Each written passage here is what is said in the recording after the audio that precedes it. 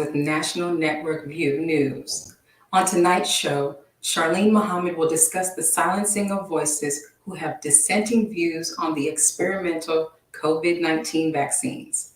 Later, Dr. Akili will update us on the new strain of the COVID virus and the new wave of infections.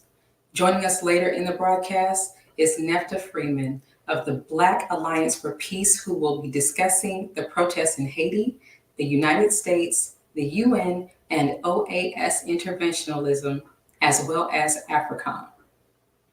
Before we delve into the top news, let's do a recap of the events we've covered this week.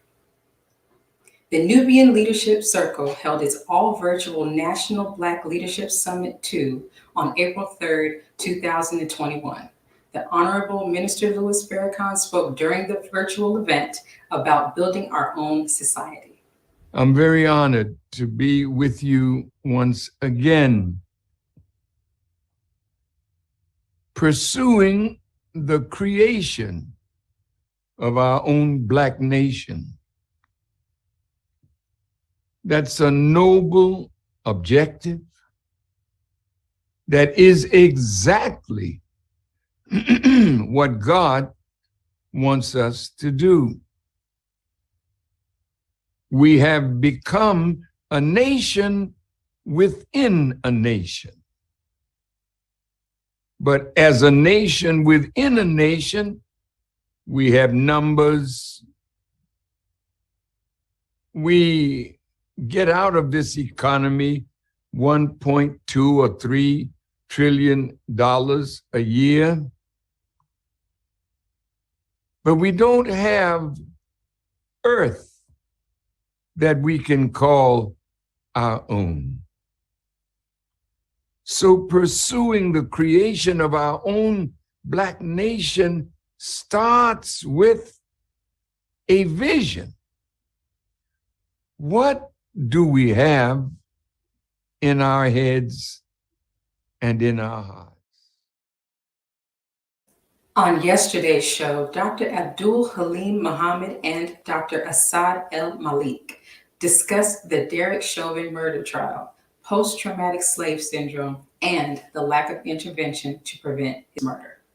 If Derek Chauvin is found guilty or he's found innocent, from your perspective, what would be the impact of the verdict? If he's found guilty, how would that impact Black America? And what would probably be Black America's response? And if he's found innocent, how would that impact Black America? I think obviously a guilty verdict will serve the benefits of justice, and we'll be able to say that justice was achieved and delivered in that case. However, I'm not expecting a guilty verdict. I'm expecting either a hung jury or acquittal. And I'm sure that we remember this, the summer activities of the protest. I'm sure we'll see a lot of protest. I'm sure we'll see a lot of lofty speeches from politicians and different members of our community. But maybe I'm cynical, but I don't believe anything will change in our psyche, nor will it change in theirs. Dr. Abdul Halim Muhammad and Dr. Asad El-Malik also discussed the music industry's controversial music content and the merchandising of industry artists that has been going on for decades. Candace Owens, and people agree with her, disagree with her, but one of the things that she said was that online to Lil Nas X was that he was being used by these corporations and these big execs to basically destroy the minds of children. Was she right in that assessment, or is she off basis? Well, Black masculinity has been under attack since our feet hit the shores of North America, with buck breaking, lynching, police brutality, the propaganda in the media that makes us look like a beast. When you look at the Birth of a Nation movie by D.W. Griffith, that we're incompetent, we're incapable, we're unqualified to hold public office, and all we want to do is sleep with a white woman. And all of this, and then we look at the mass incarceration. We're people, especially Black men, that are endangered species. So so you can again go and look at just the whole atmosphere environment that's being created now about that we are the source of anti-Semitism, we're the source of misogyny, we're the source of anti-Asian hate, we're the source of of all of the evils that embody America. But you know something? If you lift our tag in the back of our shirt, it won't say made in China. It'll say made in the USA. Evanston, Illinois reparation plan provides some Black residents that were victims of discriminatory housing redlining with reparation payments. Is it a mere symbolic gesture, or is this a good first step? It's a step. I don't know if it's good, and I don't know if it's a first step. But if it involves land, now you got my attention as an urban planner. You have my attention. Because without land, this whole thing is about property. It's about land. Remember the 39 men, actually 40 signatures on the Constitution, but the 39 men that signed the Constitution of the United States, they were white male property owners. And they didn't even want white men that didn't own property to vote. It's about land. So we got to have land in order to feed, clothe, and shelter ourselves. It's a good start, but it doesn't end there. You can give somebody money, but if you don't educate them with the knowledge of self to do for self, then that land can be taken from them. That money can be taken from them. And if you give them land to feed, clothe, and shelter themselves, you got to give them the tools and implements and materials necessary to sustain themselves. And you do have to provide a measure of capital so that they're able to continue and perpetuate what it is that they're doing. So land, education, tools, equipment, material, and capital. But really, we need more. We need like 100 million acres just to start. Sister Charlene Muhammad, inspirational fashion designer and founder of Al Nisa Designs, Modest Style, MGT apparel, has garnered international acclaim and awards during Torino Fashion Week. How examples of how you have seen the Honorable Minister Louis Farrakhan be an advocate for the rights of women? Every time he does a lecture and he is focusing on the value of the woman, the value of the mother, the value of the daughter, the beauty of the woman, the Honorable Elijah Muhammad and the Honorable Minister Louis Farrakhan does nothing but lift the woman up and inspires us to be women of God. Everything that he does is to build a better life for us. He understands who we are. He understands that we are that second self of God. And he tries every time he speaks to us to let us know that his love for us is so pure and so real, and that he is the protector over us. And he will continue to do that because he is constantly exalting the women. Student Minister Donald Muhammad discussed the growing dissatisfaction with the U.S. government and their ongoing actions to affect voter participation. How would you characterize the current racial atmosphere and political climate in the United States? Well, you can always determine based on the progress of Black people. They has always tried to hold us back. Go all the way back to Black Wall Street in Tulsa. Go all the way back to changing. They are doing this in 43 states all over the United States right now, even in the Missouri. Missouri is what they call a red state. So therefore, they have changed a lot of the voter laws here as well. Also, in the city of St. Louis, they had a proposition called Prop D that took away the partisan political voting elections, and then they are nonpartisan now. So now there's a runoff. Even when two people win, the first two that wins in a primary has to do a runoff now. All of this is designed to stop Black rule, my brother. NNV contributor Charles Muhammad discussed the science of fasting, describing its benefits to cleanse the body of impurities, lower blood sugar, and improve overall health. So what are some other benefits, besides curing sickness and obviously weight loss? Well, there's another saying that if you free the mind, the body will follow. So when you fast, you're basically renewing your cellular structure of your body, and you're cleaning the body. And also, you are allowing one of the most important organs in your body to do its job. That's the liver. And the liver begins a process called ketosis. Now, ketosis is when your body begins to take out the fats of the body and then bring it into the liver, and the liver turns it into what are called ketones. And then the ketones are like straight wide up to your brain. It's like fuel for the brain. And we as Muslim followers of the Honorable Elijah Muhammad, we go through that process when we go fast during Ramadan, when we don't eat during the sunlight. Tequila Muhammad gave us tips on food storage, disaster preparedness, and having an emergency evacuation plan in place for ourselves and our families. So what should we have in a disaster preparedness plan that helps us in the event of evacuation? Yes, sir. First and foremost, we all should have our go bags with us. A go bag is a bag that you basically put together for you and your family, each member of the family of your household, where you have enough items to last you for a bare minimum of 3 days, which includes food, clothing, some type of shelter that you're able to put on your back comfortably and be able to walk for long distance or periods of time. You also want to have those same storage containers in your car or at your workplace, as well as your children's schools if they're in school. And you want to make sure that you are preparing your family by having those evacuations, practicing without utilities to know how to cook or how to be able to survive without having heat, without having food, without being able to cook your food, and just practice with your family. Maybe do a camping thing where you all are turning your lights off and turning off the electricity just for that day to see how you all cope and survive during that time, as well as walking long periods of time with your backpack on to see how far off your family can make it during any disaster. So the biggest thing is properly preparing before the disaster strikes. Abdul Haq updated us on the Newark Peace Agreement and the people standing together in solidarity against senseless violence and our open enemy. It's a combination of several factors that's now encouraging our people to do more as it relates to being more actively involved, as it relates to not just my community, but our community.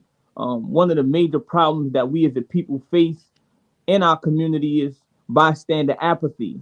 It's called bystander apathy. When you see someone doing something, you feel since they have it, you don't have to participate. But I can see that North is inhaling the spirit of unity and cooperation and community, real community, not just the word, but community in practice. And we are implementing and instituting the principles that we have been given from giants like Marcus Garvey, Noble Drew Ali, the most honorable Elijah Muhammad, and the honorable Minister Louis Farrakhan. So the teachings have always been here, but now it's time that we implement these teachings and all that they have given us. So I'm humbled and I'm honored to be a part of such a great initiative that's not just happening in the North, but in urban cities all throughout America. So all praise is due to Allah. Tay Uhuru explained Africa is safer than America when it comes to living. As far as my travels around the world, I haven't had any horror stories. A lot of countries are a lot safer than the United States, including Africa. They have dozens of countries that have lower crime rates, lower gun violence, less mass shootings, and of course, less racism. So when I'm in Africa, I tend to feel stress-free. I tend to feel welcome. To narrow it down to one African country, that's almost impossible. But I will say, a place like Egypt, where we learn about ancient African history, 5,000, 10,000 years ago, the Valley of the Kings, the Valley of the Queens, the pyramids of Giza, the Step Pyramid.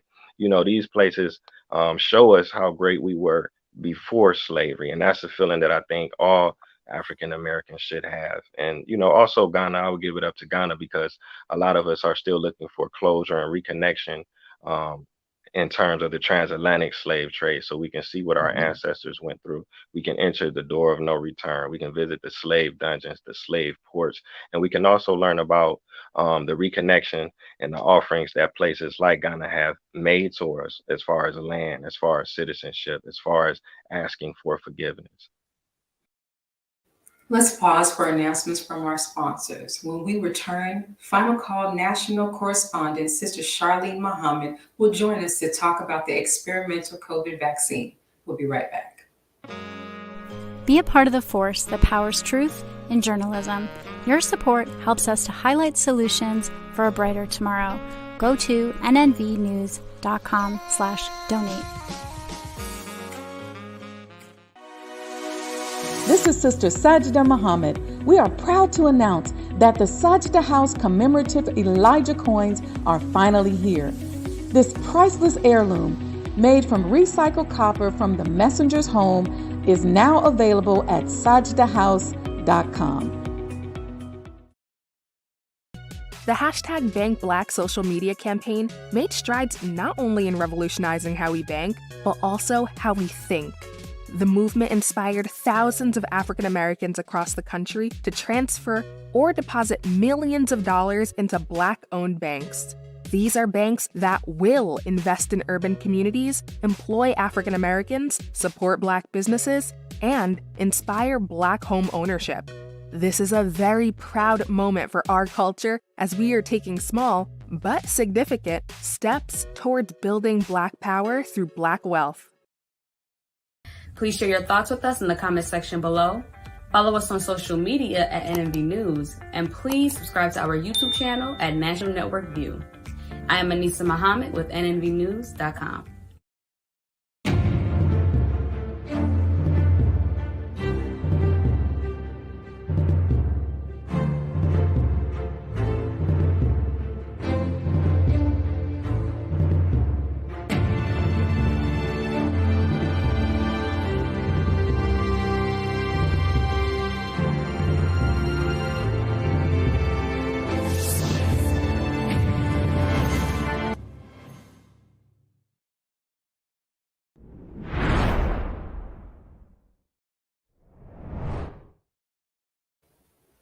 Voices of those who refuse to accept the government's line about the experimental COVID-19 vaccines are being silenced on social media news platforms.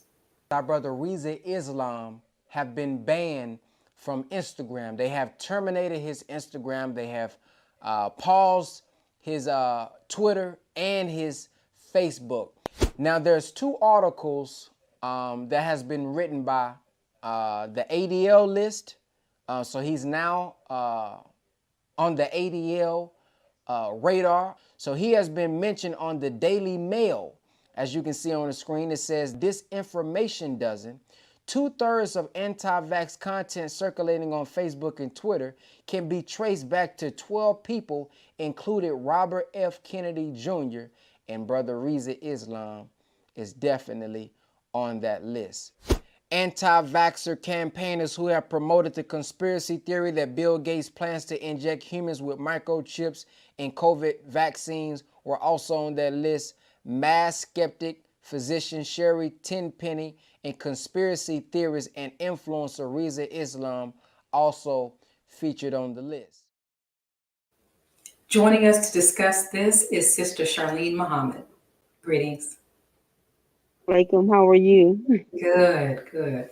Good. All across the nation, from frontline health workers to military personnel, people have expressed reservations and have rejected taking COVID-19 vaccines. Why doesn't the news media let you hear about that? Well, the news media, dear sister, is part of the federal government's massive, aggressive, unrelenting campaign to keep Black and brown people from the truth.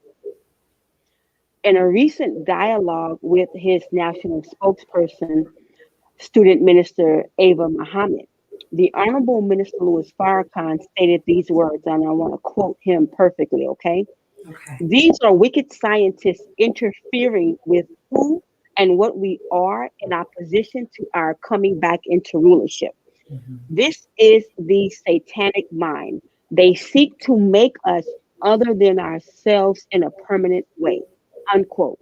I encourage you and the viewers to read her part 1 and 2 series in the Final Call newspaper, the COVID-19 vaccine and U.S. policy of depopulation at finalcall.com. Yes, ma'am.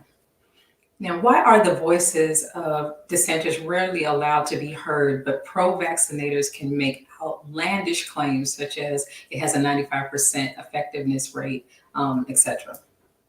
again, it is part of this U.S. policy of depopulation, and this is running rampant over any voice that would raise concern about some of the vaccine-related injuries, things that are happening to people since they have taken the vaccine. The vaccine, or I would say the experimental vaccine, because it has not been approved by the FDA yet. It has an emergency use authorization. But this is a plan, this is a scheme, and again, it is a plot toward depopulation. So anything outside of that is squashed, including calling those who are spreading the truth conspiracy theorists, which Brother Reza Islam is not. It's not. And also putting forth lies themselves. Remember, this is a military operation, as student minister Dr. Wesley Muhammad points out in tons of research, which he can back up and prove. And also the vaccine, or the experimental vaccine, is being held as the solution. And you see people saying, oh, I'm able to go out now, I'm having brunch now, I'm doing different things, I don't have on a mask, I'm not social distancing. And this is just untrue. The vaccine that was approved for emergency use, at the time, both companies, Pfizer and Moderna, put in their releases that people were protected for up to about 2 months. And that was a small population, right? And now, 5 days ago, report comes out that Pfizer said the efficacy and safety rate is up to 6 months, but they do not protect you from getting or transmitting the virus. Right. Now, in your Final Call News article, you wrote about the federal government's influence on social media and corporate-owned mainstream media, and said that it's targeted public platforms of those who express a different view. Can you give us an example of a platform that has been shut down for voicing dissent? Well, yeah, number one, the Honorable Minister Louis Farrakhan, Facebook and Instagram. Twitter had even shut him down before. It ultimately shut him down, but prior to it was stripping him of followers, losing his tweets. The Honorable Minister Louis Farrakhan, social media director, Brother Abdul Qiyam Muhammad, told me for the Final Call that those who were posting the minister's July 4th criterion message, the criterion, they were simultaneously being taken down. Brother Abdul Qiyam had over 70,000 subscribers and over, let's see, I think it's 14 million views. Those were taken down, and he was ultimately stripped from YouTube. Of course, as Brother Ben X said in our clip review here, Reza Islam on a list that was a top 10. He was number 10. Attorney Robert F. Kennedy Jr. of Children's Health Defense was number 1. And now they've expanded the list to 12. There's a center that is targeting our brother and others and saying that they are spreading misinformation, but it is the liar who is dubbing our people as the lie. Now, would you say that the government and the media are waging an attack on constitutional rights and freedoms of speech? Well, yes, I will say what Attorney Robert F. Kennedy, who is the chair and he's the chief legal counsel for Children's Health Defense, has told me, as well as the chief another counsel with his organization, that this is definitely attack on freedom of speech. And once that's gone, then all of the other rights are stripped away. But how can you say that people who are voicing concerns, they say, critics argue, about what's injuring people? How can you say that they have no right to say that and shut out those voices? The ultimate end is, again, depopulation. Right. Voices of those who refuse to accept the government's line about the safety and the efficacy of the experimental COVID-19 vaccines are being silenced, as we discussed, on social media and news platforms. Yeah. What type of effect will silencing those who raise legitimate questions and concerns for the safety and the efficacy of the vaccines have on the population's health? You know, sister, ultimately, when there is a option of life or death in front of you, and those who are calling you to life, as is the Honorable Minister Louis Farrakhan, shunned out then ultimately on health, there's going to be a demise. Our people will continue to take the vaccine. They will continue to say, I've gotten the shot, I feel great, and they will not get the understanding and the information of what this experimental vaccine does and when 6 months, a year, 2 years, 3 years down the line, people will start to, according to international scientists who have studied mRNA, this messenger RNA, they will start to show signs of different cancers and tumors. And these doctors and scientists are worried because they said, we don't know what this impact will have. This is a technology that, as Moderna says, is an operating system. And ultimately, it's death, as the Honorable Minister Louis Farrakhan said in the criterion.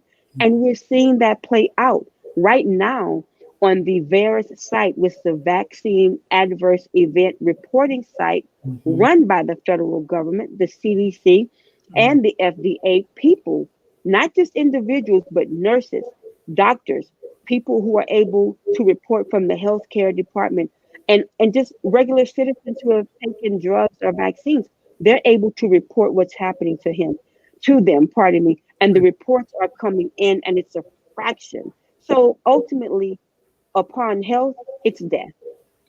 It's death. Now, you mentioned the criterion. Honorable Minister Louis Farrakhan has been extremely outspoken as an opponent of the experimental COVID-19 vaccines, and he's warned Black and Indigenous peoples not to take this vaccine in his criterion message. Has the criterion message been removed from all social media platforms? You know, it has not been removed from all platforms. Some people still have the message up. We still have snippets of it on YouTube. And thank you, Brother Abdul Qiyam Muhammad, for your commitment, your dedicated work, and your life's work of making sure that the Honorable Minister Louis Farrakhan's message gets out. And also NOI.org. But beware, sometimes when you put it up, you get snatched down. I posted on Liberated Sisters, my own show sometimes, and it's taken down or the show is frozen. But whatever we do, find it and spread it. Now, before we go to break, I want to ask you, you've written an article just recently that came out in the Final Call newspaper entitled "The Fear of Blood Clots, Other Problems, and the Experimental Vaccines." Can you talk to us about that article? Sure. Thank you, sister. Briefly, this article yet again proves what the Honorable Minister Louis Farrakhan says about this experimental shot and how it is death. This talks about the different countries across European nations that have suspended the use of AstraZeneca. They have since said, not they have said, but the European Union has since, the regulators have since recommended that countries use them again. But even in America, Dr. Anthony Fauci of the National Institutes of Health has said, America, maybe we don't need AstraZeneca's vaccine because we have enough with Pfizer and Moderna. But the reality is this AstraZeneca is causing blood clots, according to what's being reported. One man has reported his flesh falling off, webs and red rashes everywhere, sort of like a type of, it looks like a type of radiation explosion effect. But you also have people in the States, such as one doctor who developed a rare blood clot and others. And so this is from not only AstraZeneca, but Johnson & Johnson, and more adverse events are being reported since people have taken the vaccine. This one man with the flesh-eating result, his doctors were the only ones that I heard, not to say it hasn't happened, but they're the only ones I saw or heard reported that they believe it is linked to the vaccine. Everything beyond that is dismissing the vaccine as a factor. Thank you so much, Sister Charlene, for joining us today and for adding your insightful information to this discussion. Thank you for having me. Peace and blessings. Peace and blessings. Let us pause for announcements from our sponsors. NNV Weekly contributor Dr. Akili Muhammad will join us to give us more information on the experimental COVID vaccine. We'll be right back. Be a part of the force that powers truth in journalism. go to nnvnews.com/donate. Thank you for tuning in to NNV News. Please share your thoughts with us in the comments section below. Follow us on social media at NNV News, and please subscribe to our YouTube channel, National Network View. This is Clifton Muhammad with nnvnews.com.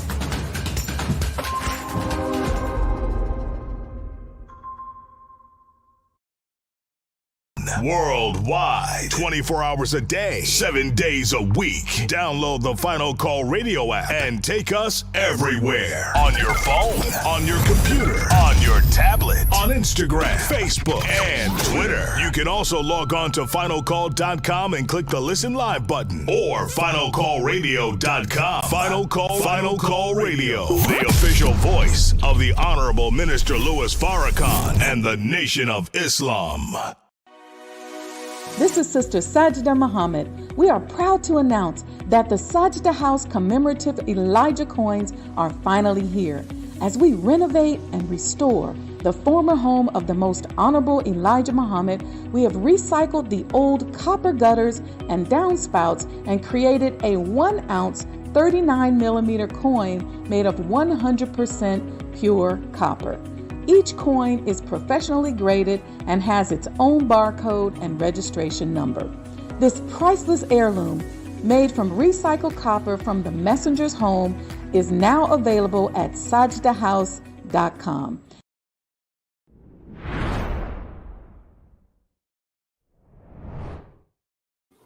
As the new strain of the COVID virus circulates and a new wave of infection rises across the U.S., emphasis is on the following social distancing protocols and masking. Virus variants are circulating across the country as pandemic restrictions continue to relax. In at least 13 states, infections are actually increasing, raising concerns about another possible wave. Here in California, the downward trend continues, but there is some concerns about the variant first found in the Golden State. It's now the dominant strain here. It's increasing in prevalence from about 5% in December to about 50%, and probably even more right now in Bay Area counties. Researchers are still trying to see if this variant may be more resistant against COVID-19 treatments and vaccines. And tonight, UCSF epidemiologist Dr. Monica Gandhi says there are plenty of reasons to be hopeful. She's studying the effective vaccination programs in the UK and Israel. They're seeing massive decreases in cases and hospitalizations. In some lab tests, the California variant looks resistant. Antibodies triggered by the shots sometimes don't hold up well. Joining us to discuss is this week's contributor, Dr. Akili. Greetings, Dr. Akili. How are you, my sister? I'm great, thank you. What has your research of this vaccine led you to conclude so far? Well, public statements like that lady that we just heard are really, to me, statements that don't really have merit. Because for somebody to say that the vaccine is the reason why numbers are going down in the UK, there aren't any there is no evidence that can purport her claim. There was a downturn in most areas of the world outside of the United States before vaccines became available. The United States was really one of the few countries that were still on a high rise of the numbers. So to say that vaccines have caused a lower infection rate, I think is probably a little bordering on not telling the truth from my experience and research. Right. Now, speaking of research, there's a lot of information out there, and there are a lot of different people and sources speaking on this subject. What research have you done to be educated about the current COVID vaccines? Yeah, that's an excellent question. So the first thing that I did was, of course, tapped into my research of older vaccines, the historical view of vaccines. And then when you take that and you compare it to what is happening in this mRNA vaccine, of course, it makes it obvious that this is such a new technology. A technology has failed on multiple occasions of infections in the past, but mostly it was sitting and spending a whole day with the Pfizer, the Moderna, and the AstraZeneca on the FDA website, listening to the different doctors and so-called experts around the world have their conversations on whether they thought it should be passed in an emergency use authorization or whether it shouldn't. And then during those days, I don't remember hearing one doctor nor so-called expert from anywhere in the world say that they were satisfied with the safety profile of any of these vaccines. And so that is one of the things that I love to say in public, is that if the FDA is supposed to be the organization, the organizational arm of this government that's supposed to approve vaccines, and the people that they reach out to supposedly be the gatekeepers are not impressed by the safety, then why are there so many Black doctors and doctors in general purporting to the Black community that we should take this vaccine because it's safe? Response to these Black physicians who are promoting these vaccines as safe to the Black community? Well, I would really say to them, for instance, the Black Doctors Coalition Against COVID, they have a website, and they are saying that they're being forthright. They are saying that if they are found to be wrong, that they should be held accountable. I think every Black doctor, every Black person, every athlete, every so-called star, whatever these people are that are coming out and promoting for Black people to take this vaccine, should be ready to be accountable. Because what we do know is that, number one, it is investigational. Number two, this should represent and should register in Black people's minds, as many other things have happened in our history, that this is an experiment. Number three, if we look at many examples in our history, we're talking about the Kerner Commission that the government put in place to evaluate Black people's existence in this country. We look at the reality after the riots after Martin Luther King was killed. We look at the riots prior to Martin Luther King being killed. And when the government has these so-called independent people do research on why, it has always been lack of jobs, lack of resources, lack of proper housing, lack of things that Black people need in order to be self-sufficient or just to be able to exist normally in this society. And here it is in 2021, after all this historical research, that this country has not given much of a care about our condition nor improving it. In 2021, for us as people to believe that after all these years of injustice, inequality, and outright murder of us in all different aspects of society, for us to think now that somebody is going to be benevolent in the name of giving us a shot that's going to help us through a pandemic, I think is rather naive to say the least, but definitely criminal if these people know that they are not telling the people the truth. Agreed. What suggestions would you make to those who are weary about taking the vaccine? Well, I would say that, the first thing that we should do is tap into what you say your faith is. If you say you believe in God, how can you come to a conclusion that a man in a laboratory can produce a substance to put in your arm or in a child to put in their leg that's going to help benefit something that God made? I don't believe men, women, people can produce anything better than what God produced. And so that would be my first thing, is to get your mind in the right place and say, I believe in God. Well, if you do believe that, then he put fruits, vegetables, exercise, sunshine, navy beans, the type of foods that benefit our system to make it the maximum of what it can be. And then keeping your mind clear and correct and keeping from being so full of fear. I would say that the majority of physicians that I know who have taken the shot, and the majority of people that I know personally who have taken a shot, have made a decision out of fear. And so I would, again, question people, when have you in your lifetime made a decision? And I don't mean like, let's say a woman or a man is in a position where they're trying to save their child, and in fear, they do something that just seems astronomical. I'm not talking about that situation, but I'm talking about having the ability to get information, having the ability to use discernment, and you still make a decision based in fear. Usually the outcome is not going to be good.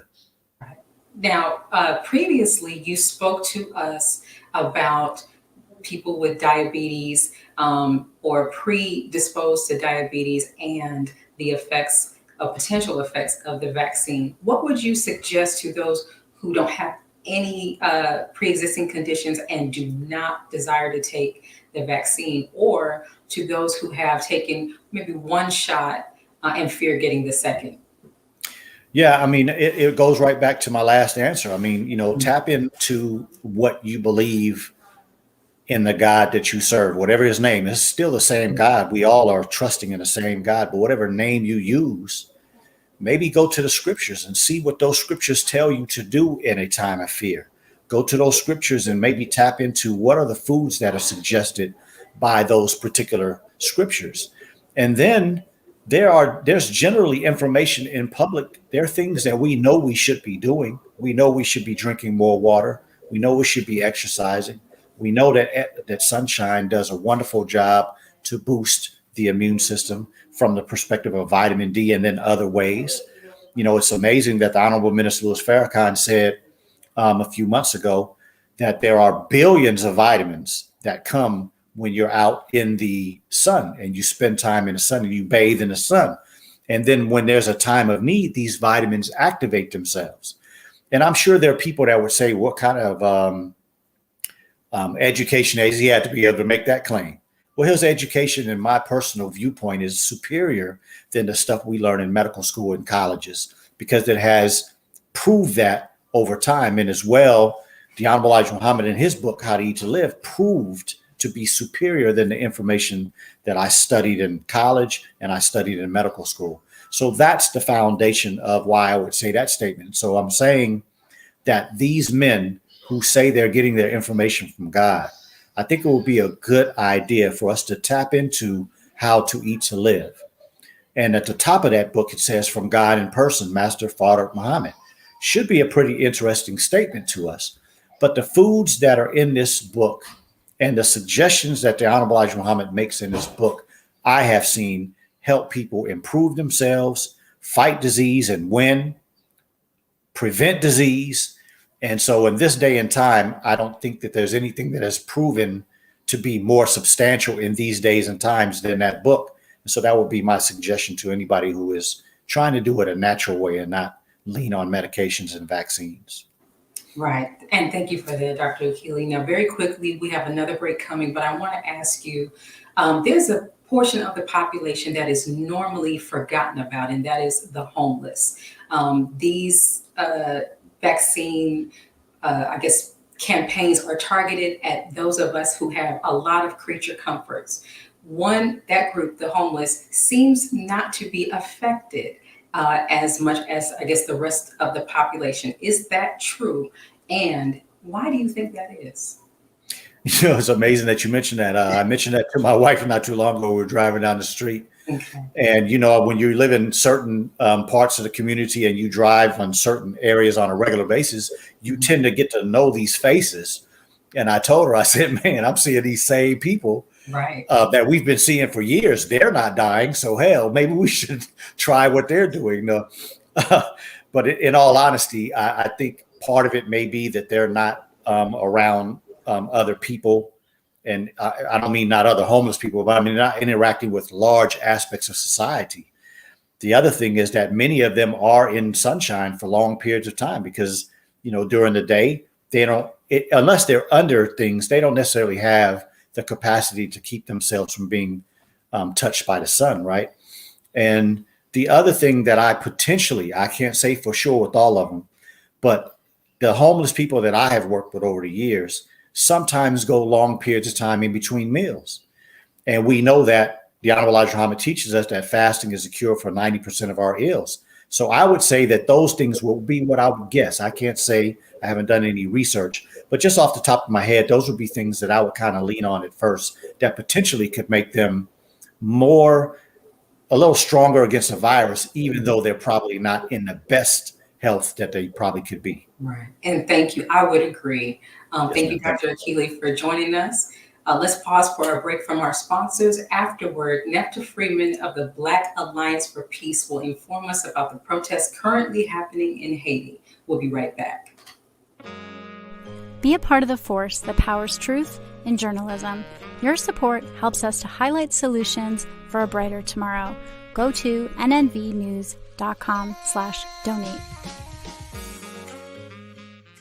Asiatic Minds. Online education. Helping our children to discover their God-given skills, gifts, talents, and passion that will allow them to see their greatness, as well as the greatness of our people. And upon discovering that greatness, infusing them with the desire to use it for the betterment of themselves, their families, our people, and the world. Call now, 502-219-4848.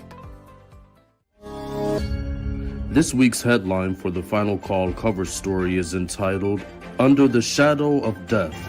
The trial of Derek Chauvin, the ex-police officer and accused murder of George Floyd, has begun, giving exposure to grief, loss, and the terror Black people continue to suffer with no guarantee of justice. This FCM Volume Number 27 edition features the middle page article by the Honorable Minister Louis Farrakhan, the message to the Nubian Leadership Circle entitled, Building a Nation of Our Own. To read more, subscribe to finalcalldigital.com and tune in to the all-new Final Call Radio. This is the nnvnews.com Final Call Cover Report.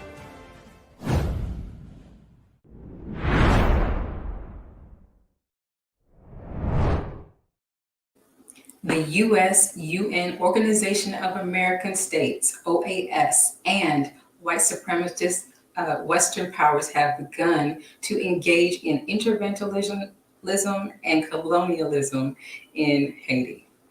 One of the main calls from the mobilizations of hundreds of the thousands in the streets of Port-au-Prince and across Haiti has been for the United States, United Nations, and the Organization of American States to stop their interference. These bodies, as part of the core group of imperialist nations and institutions targeting Haiti, are currently pushing a rewrite of the Haitian Constitution through a referendum on April 25. These organizations have a long history of neo-colonial intervention in Haiti and the region. Ever since the democratically elected president Jean-Bertrand Aristide was overthrown for a second time by a U.S.-sponsored coup in 2004, Haiti has been occupied by a United Nations force that, at its height, deployed 14,000 troops and personnel.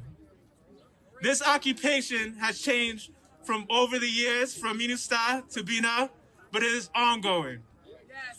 The U.S. government has consistently stood as a barrier to popular democracy in the Americas. Joining us is Netfa Freeman with the Black Alliance for Peace. Greetings. There you go. I can hear you now. Thank you for having me. Thank you for joining us. The Black Alliance for Peace member, Dr. Jemima Pierre, who is Haitian-born and is an associate professor of Black Studies at the University of California, Los Angeles, has said the Haitian people's right to national sovereignty must be respected. Is the Haitian president, Jovenel Moise's refusal to step down disrespecting the Haitian people's right to sovereignty? Well, I mean, absolutely, it is. There's thousands of people, hundreds of thousands of people in the street protesting Jovenel Moise, and so whenever the people aren't able to exercise and have what they want in terms of leadership, in terms of government, in terms of policies, then that means that they don't have any sovereignty. Not to mention the fact that the Jovenel Moise represents the interest of the West. He is a like the person before him, Michel Martelly. They have been handpicked by the United States, by the U.S. pretty much, but all the Western powers, and so without, as long as the people can't get their choice in terms of being exercise democratic rights to voting on people, representatives, and policies, then that's a breach of the sovereignty of the people. Now, Haiti, as you mentioned, the previous president, Haiti has had some history of some tumultuous times. Has Moise's actions sparked the protests in Haiti? I would say that Moise, well, you could say his actions, but not just the recent actions of disregarding the Constitution. He's disregarded the Constitution and is ruling by decree. And that's what a lot of people are upset about. But we have to be mindful that this is more like a culmination, a climax, or buildup of the constant manipulation of Haiti politics, the constant repression that comes from, like the clip you played, the repression from United Nations forces and U.S. trained supported police. The people in Haiti have been protesting Moise back in 2011.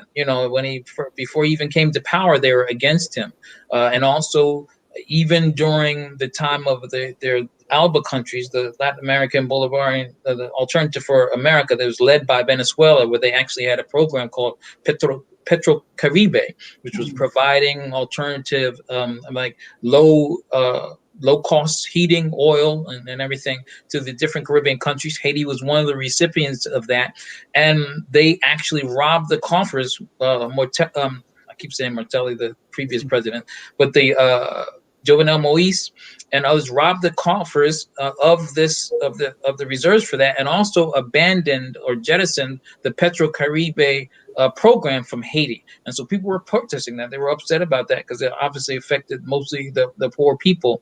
And I've lost my train of thought in terms of your question was. And that's fine. It was whether or not Moise's specific actions really sparked. Right. So this is a culmination of things. And right now, people are also very much against the constant interference by the United States and other Western powers, which are really what's pulling the strings here. I mean, I don't want to go too long, but we have this, the media has this way of making us focus on the quote unquote black despot or the dictator and whatnot, and with to the neglect of looking at the white supremacy and European capitalist interests that are dominating these countries, that are pulling the strings and trying to ensure their interest in the country. And so people are aware of that right now in Haiti, in more of an acute way than they've ever been before. And so the United States is trying to navigate and manage this situation. And you just made a good point. Haiti is the first Black republic in the Americas to successfully fight against the U.S. and other white supremacist Western powers. Has the U.S. recolonized Haiti by keeping right-wing regimes in the office? This is absolutely what we refer to as neocolonialism. Supposedly all the trappings of outward trappings and view of independence, but really everything being controlled by the outside. This has been a long time. I want to add an actual fact also to the first one that you mentioned, it being the first Black republic to stand. It's actually the first democracy period in the world. And people don't think about that because we get all this propaganda the United States but actually the United States had slavery. when Haiti 1804 revolution was able to establish a democracy. So it's actually the first democracy period. A Black nation was the first. But then to go back to your question is that right now Haiti is controlled by what's called the core group, known as the core group, and it's run by France, the U.S., Germany, the OAS, representatives from these countries, the United Nations, and they're actually pulling all the strings in Haiti and determining what's going on there. So are these protests just protesting President Moise alone, or are the protesters going against the U.S., the UN, and OAS? They're definitely going against this. The signs in the street, the chants in the street are all talking about U.S. imperialism, get out, U.S. get out, all kind of, those are, it's definitely decidedly against imperialism. Now, with U.S.'s interests over there, has the U.S. or other foreign entities been training the Haitian police and its security forces? Yeah, this has been going on for quite some time now. People may remember the Papa Doc, Francois Duvalier, which was known as Papa Doc, and the son after him. They used to have what was pretty much a death squad thing called Tonton Makouche. It's pretty, and so after that, they've actually refashioned or reformed these elements, and they're actually taking some of the equipment that's left behind, a reduced UN occupation presence, and then right now they've reestablished Jovenel a sort of like a new, what they call some kind of, I can't remember the name of it, intelligence police force that's immune from being prosecuted by, statutorily immune from being prosecuted by for any transgressions or anything like that. And so, yes, and the U.S. has been training these forces. The U.S. and other Western, mostly the U.S. have been training police and military, and they've brought back the military under a lot of the direction and advisement consultation of the United States. Okay. And finally, the Black Alliance for Peace has spoken out on an array of issues, such as ending the brutal sanctions against nations that reject U.S. imperialism, the militarization of police, the prison industrial complex, and its torture and confinement of political prisoners. Can you tell us briefly about any initiates that you're involved in addressing these or other issues? Well, one that's right now is Black Alliance for Peace. We're launching a campaign because right now the United States deal with Afghanistan, the pull out of Afghanistan with the Taliban, they look like they're getting ready to renege on that and find a way to stay there. So we're actually wanting to raise attention to that. That's one. And the 1033 program, the militarization of the police force in the United States, we're calling for the abolishment of the 1033 program. Obviously, AFRICOM, where U.S. out of Africa shut down AFRICOM campaign is one where the United States has proliferated, sprinkled military militarization around the continent of Africa, our motherland. And so there's several things that we're trying to do. Perfect. I want to thank you, Brother Netfa Freeman, for joining us and giving us your thoughts on the current situation in Haiti.